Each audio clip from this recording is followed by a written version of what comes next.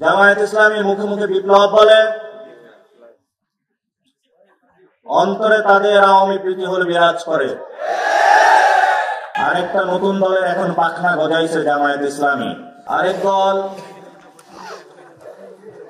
ইসলামের নাম ব্যবহার করে বাংলাদেশে রাজনীতি করতে চাচ্ছে।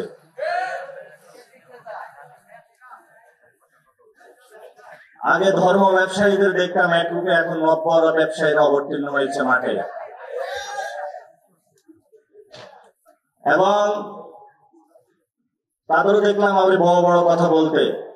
তাদের যে প্রার্থী তালিকা অতীতে ঘোষণা হয়েছিল, সাংবাদিক ভাইরা একটু খোঁজ নেবেন, ওই সময় তো জামায়াত ইসলামী নামটাই ছিল না, তাদের প্রার্থী তালিকা দিয়েছিল জাতীয়তাবাদী রাজনীতির আন্ডারে। তারা ধানে ইলেকশন করেছিল। এই গণ অভ্যুত্থানের পরে জামায়াত ইসলামী বিএনপি গণ অভ্যুত্থানের নেতাদের সিটের আসনের লোভ দেখিয়ে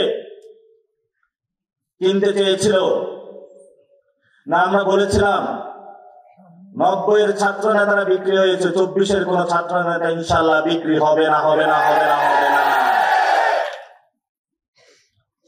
মরে যাবে আত্মমর্যাদার প্রশ্নে আমরা এক বিন্দু ইনশাল্লাহ ছাড় দিব না, দিব না ইনশাল্লাহ।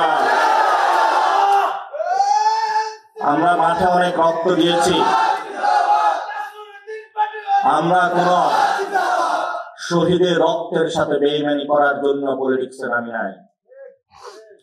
আমরা কোন চেতনা ব্যবসা করতে চাই না। আমাদের অনেকে জিজ্ঞাসা করে যে তোমাদের তাহলে আদর্শ কি? তরুণ সমাজ 70 রকমের লাল পতাকার 2-1টা সিটের বিনিময়ে যারা বিক্রি হতে চায়, এই ধরনের বামও হতে চায় না। ধর্মকে ব্যবহার করে যারা প্রতিনিয়ত বাংলাদেশকে ধর্মকে বিপন্ন করছে, এই ধরনের ধর্ম ব্যবসায়ী হতে চায় না। ন্যাশনালিস্ট ফোর্স বলে যারা আন্ডারে কভারে ভারতের সাথে আঘাত করছে, ইন্ডিয়ার সাথে আঘাত করে আওয়ামী লীগের সাথে আঘাত করছে, আমরা এই ধরনের ন্যাশনালিস্ট ফোর্স হতে চাই না। তাহলে আমরা কেমন রাজনীতি করতে চাই? আমরা আপনাদের এত আদর্শ বুঝি না। কোথায় আমরা মস্কো যাব, কোথায় লাল পতাকা উড়াবো, কোথায় সাদা পতাকা উড়াবো, কোথায় আমরা সৌদি আরব যাব? আমাদের একটাই দাবি, আমাদের তরুণ সমাজের চাকরি চাই। এটাই আমাদের একমাত্র আদর্শ এই মুহূর্তে বাংলাদেশে। তরুণ সমাজের পেটে খাবার নাই। 300 আসনে গডফাদার দিয়ে আওয়ামী লীগের টাকা দিয়ে কয়টা মানুষ কিনতে পারবেন? কিন্তু বাংলাদেশের 90% মানুষের পেটে এখন খাবার নাই।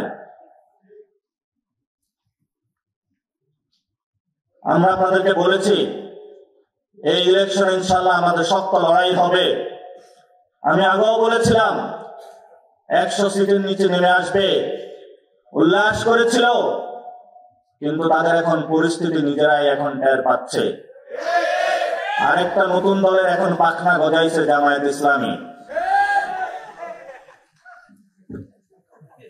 গণ অভ্যুত্থানে করছে যারা শহীদ ফ্যামিলি তারা, আর গণ অভ্যুত্থানের এখন নতুন চেতনার কথা বলে তারা নতুন ধর্ম ব্যবসা করে জনগণকে বিভ্রান্ত করার চেষ্টা চালাচ্ছে জামায়াত ইসলামী।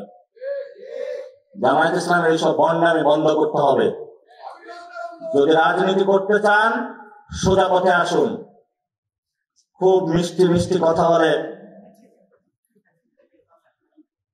মিষ্টি কথার আসলে আড়ালে কি আছে সেটা তো আল্লাহ জানে।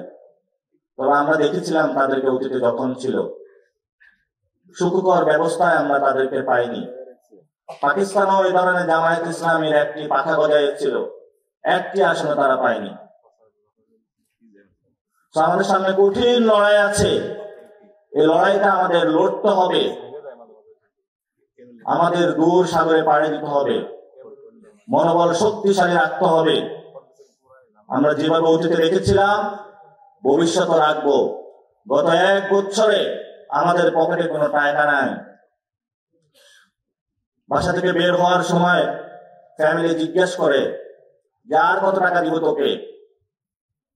আর বিপ্লবের স্বপ্নে যে রঙিন হয়েছে, পৃথিবীর কোনো কিছুই তাকে ক্রয় করতে পারবে না ইনশাআল্লাহ। এই যে আমাদের যে প্রতীক, ডিসপ্লেতে একটা প্রতীকটা দেখাবেন, এখানে আপনারা দেখতে পাচ্ছেন, এটা হলো আমাদের লোগো। এখানে শাপলাটা আছে, এই শাপলা আমরা পরিবর্তন করব না। অনেকে বলা হয়ে থাকে এটা তো স্টেট সিম্বলে আছে। আমরা যেদিন ক্ষমতায় যাব তখন বাংলাদেশের মানুষের সামনে এটাই তুলে ধরবো, এই হলো আমাদের লোগো। রাষ্ট্র ক্ষমতায় যাওয়া পর্যন্ত আমাদের এই নিরন্তর লড়াই আমরা চালিয়ে যাব। আমরা নির্বাচন কমিশনে গিয়েছিলাম, আমাদেরকে বৈষম্যমূলক আচরণ করা হয়েছে।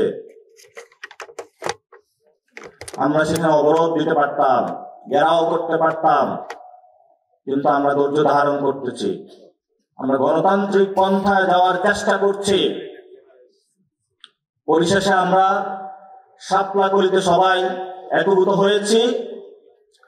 এই তরুণ সমাজ, আপনাদের দায়িত্ব এই ইলেকশনে, আগামী রাজনীতিতে এই শাপলাকলিকে ফুটাতে হবেই আমাদের, ইনশাআল্লাহ।